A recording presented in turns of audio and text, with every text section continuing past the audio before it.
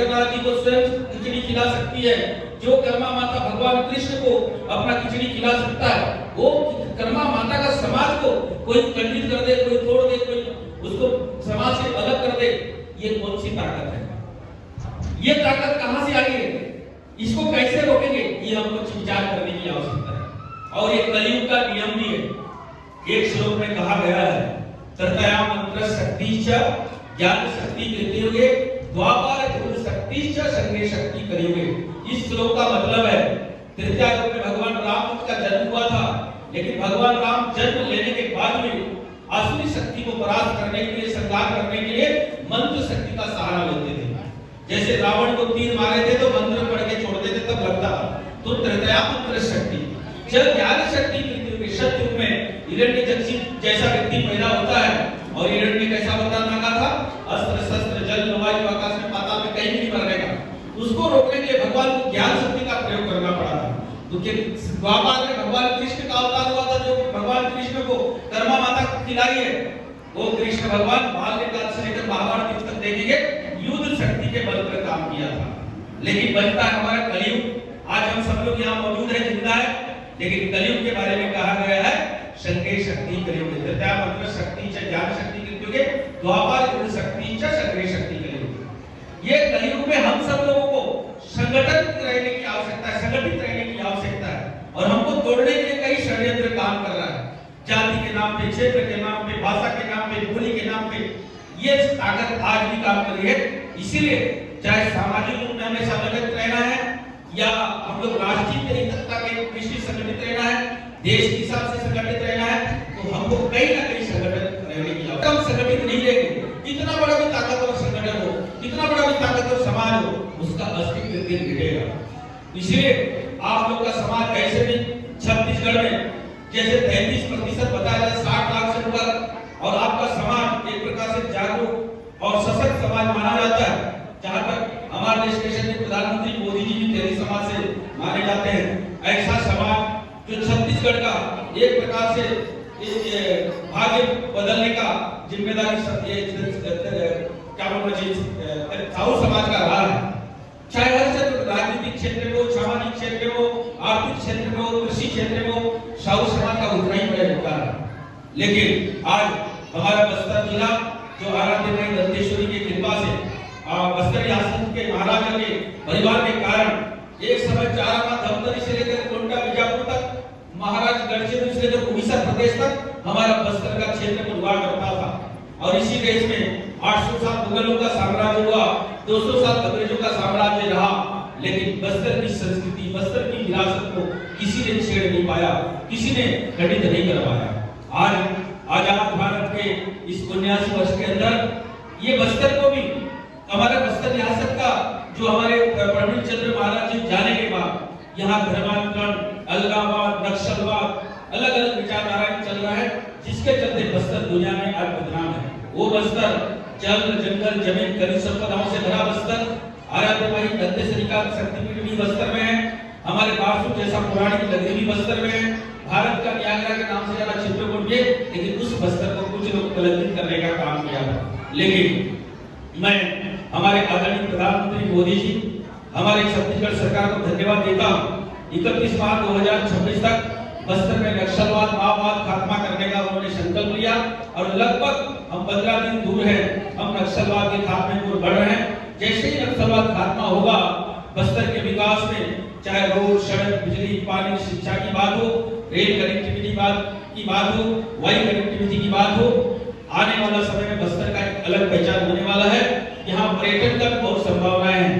पर्यटन की संभावनाओं के साथ जब देश दुनिया के लोग आएंगे, कहीं ना कहीं बस्तर का पहचान कर देश दुनिया में आएगा, उस समय साहू समाज का भी उतना ही बड़ा योगदान होगा जो बस्तर में रहने वाला सभी समाज का होगा। मैं आज के अवसर पर समस्त साहू समाज के पदाधिकारियों को, समाज के गणमान्य नागरिकों में आग्रह करता हूँ, निवेदन करता हूँ, आप लोगों के सामाजिक एकता के साथ साथ, सामाजिक विकास के साथ साथ बस्तर के विकास के लिए, हमारे छत्तीसगढ़ के विकास के लिए जैसा आप लोगों का समाज का योगदान रहा, ऐसा ही रहे। और मैं अंतिम में एक निवेदन करते हुए अपनी बात को विराम दूंगा। जो लोग हमारी संस्कृति, हमारी परंपरा, हमारी आस्था को खंडित करने का कोशिश कर रहे हैं, इनसे हमारे समाज को कैसे बचा सकते हैं, ये काम करेंगे। क्योंकि मैं शुरू में ही बोला था, किसी समाज को अगर खत्म करना है तो समाज की संस्कृति परंपरा खत्म कर दो, समाज ही दुनिया से खत्म हो जाएगा। देश को खत्म करना है तो उस देश की संस्कृति परंपरा खत्म कर दो, देश खत्म हो जाएगा। जैसे मैं आपको उदाहरण बताया इजराइल का। तो ऐसा न हो कि आने वाला समय में कि साहू समाज एक समाज रहा, जैसे हम जिसमें आदिवासी समाज से आता हूँ, हमारे आदिवासी समाज के लोग भी बोलते हैं, मैं उनको पूछता हूँ, एक आज साधु समाज के हमारे आदिवासी समाज के लोग बोलते हैं, एक समय आदिवासी समाज के लोग दुनिया के 193 देश में रहते थे विश्व के, आज कहाँ गए? कई देश में जाओगे 50,000, 1 लाख, 5 लाख, 10 लाख ऐसी कई संख्या में। अरे मैं मौखिक नहीं बोल रहा हूँ, संयुक्त राष्ट्र संघ का रिपोर्ट के आधार से बोल रहा हूँ। लेकिन उसका इतिहास जानने लगे कि क्यों कहाँ गए। एक बार जगदलपुर में एक कार्यक्रम हुआ था, बस्तर आता ग्राउंड में, हमारे छत्तीसगढ़ के मंत्री केदार कश्यप एक विषय बोले, हम लोग न्यूजीलैंड में मावली जनजाति समाज के शोध में गए थे, शोध करने गए थे सरकार के सहयोग से। तो मावली जनजाति के बारे में वहां पूछा कि ये क्षेत्र में निवास करते थे, इस क्षेत्र में रहते थे, तो वहां के लोग बोले कि आपको ऐसा तो कोई है ही नहीं। तो कुछ पढ़े लिखे लोगों को पूछे, कुछ मीडिया कर्मी को पूछे, तो लोग बताए ऐसा आपको बोलने से नहीं मिलेगी। कैसे मिलेंगे? कोई कार्यक्रम आयोजित करिए, कोई म्यूजियम के कोई 5 स्टार होटल में, तो कार्यक्रम आयोजित करना पड़ा। वो मावली जनजाति का जैसे पहले जैसे उनका वेशभूषा, उनका पहचान था, वो वेशभूषा पहचान के साथ उस स्टेज में लाके कार्यक्रम करके दिखाना पड़ा कि ये है मावली जनजाति। तो ऐसा स्थिति क्यों हुआ? उसका कारण अगर इतिहास में जाएंगे, यही हुआ उनकी संस्कृति, उनकी परंपरा, उनका प्रजापति बदल गया। तो इसलिए हर समाज के साथ हो सकता है, हम सबको संगठित रहेंगे, हमारी सांस्कृतिक विरासत के साथ। हमारे देश के महामहिम राष्ट्रपति महोदय अभी इस साल का बजट सत्र 28 मार्च को हुआ था, 28 फरवरी को, वो महामहिम राष्ट्रपति ने एक वाक्य उसमें बजट सत्र में अभिभाषण में बोली थी, विरासत के साथ विकास। हम विकास के पीछे भाग रहे हैं, लेकिन जब तक हम विरासत के साथ विकास नहीं करेंगे, विकास जैसे इजराइल ने विकास किया था, अमेरिका ने विकास किया था, आज ईरान ने विकास किया था, समाप्त भी हो रहा है। इसलिए विरासत के साथ विकास, तो ये हमारी विरासत को बचाए रखना हम सबका जवाबदारी है। आज के अवसर पर आप लोगों ने मुझे आमंत्रित किया, मुझे बोलने का भी अवसर दिया, और कहीं ना कहीं एक जनप्रतिनिधि होने के नाते आप लोगों ने एक मांग भी रखा है। निश्चित ही आप लोगों का मांग भी सभी समाज का, अलग अलग समाज का लगातार हमारे पास मांग आते रहता है।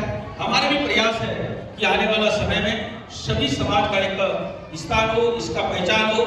जैसे अभी यहाँ हमारे प्रवीण चंद्र महाराज बजदेव जी का महाराज का मूर्ति है, मैं महाराज साहब पे आग्रह किया हूँ, जो प्रवीण चंद्र महाराज बस्तर का जो इतना बड़ा गौरव पूरा दुनिया में, वो प्रवीण चंद्र बजदेव जी को जाना जाता है, लेकिन छोटा सा मूर्ति लगाया गया है।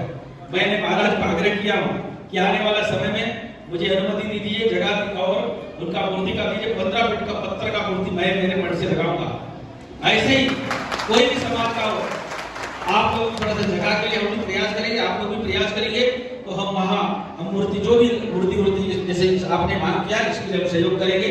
जैसे जगतू महाराज जो जगदलपुर बसाया गया जगतू महाराज के नाम से, महाराज समाज को भी मैंने कहा है कि जगतू महाराज की जो मूर्ति जो कई साल पुराना होगा, उसका मैं मेरे मन से होगा। ऐसा हर समाज के लिए हमारा प्रयास है कि हम हर समाज का एक पहचान है, ताकि उस समाज का गौरव वाला इतिहास आने वाले पीढ़ी को पता चले। कभी कभी क्या होता है, हम जैसे कर्मा माता के विषय में हमारे बस्तर के लोग गुंडागर्दी को जानते नहीं थे। आज से 20 साल पहले कोई गुंडागर्दी को नहीं जानता था, गैंगरेप को नहीं जानता था। 20-30 साल पहले कुछ लोग जानते थे, लेकिन आज लोग जानने लगे कि गुंडागर्दी होते, गैंगरेप होते, शेख गुंडागर्दी सिंह कौन था।